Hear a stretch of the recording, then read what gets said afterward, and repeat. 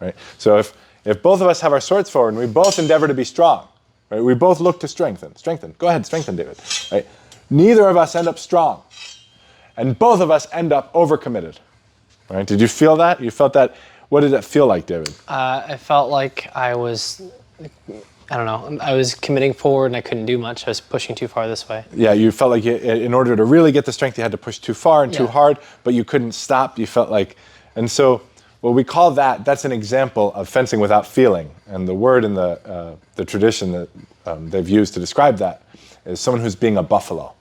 Right? So in this case, both of us are fighting hard to get strength in the bind and to win the stronger position.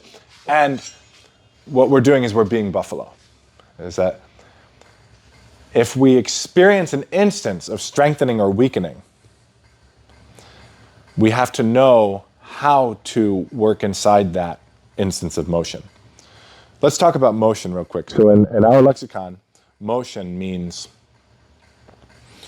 local motion, or moving from one aspect of geographic space from that aspect to another. Right? So one location to another location, physically in geographic space.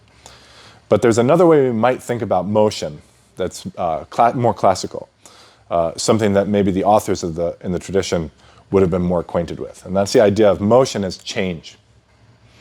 What is change? The change is going from one state to another state. And change is the actualization of potential. So David is standing there with his sword. He's in a state of weakness right now, structural weakness. He's not effectively opposing anything. If I wanted to walk right up to him and I could just push him back, he would have to fall back. There's no way that he could oppose my force unless he strengthened. So does he have the potential to strengthen? He does. Right now, he's in the state of weakness, but he has the potential to strengthen. If I look to give a direction of force for David to oppose, and he actualizes his potential to strengthen, then he's engaging in an instance of motion, a change in his qualitative state. So as I go to push, he's going to strengthen, and he adopts this new posture, and now he's able to resist effectively. And so that actualization, the amount of time that it takes for him to go from one state to another, is an instance of motion. Right? Now, he can do that through local motion by changing his comportment in geographic space and in the physical world to another comportment physically. He's moving his sword out in front of him from on his shoulder in the direction of my sword. Right? But he could also change the state without doing any movement whatsoever. So if he goes to his posture, and I move my body, and he does nothing, he's experienced an instance of motion even as he hasn't moved physically, because he's moved from a state of strength to a new state of weakness.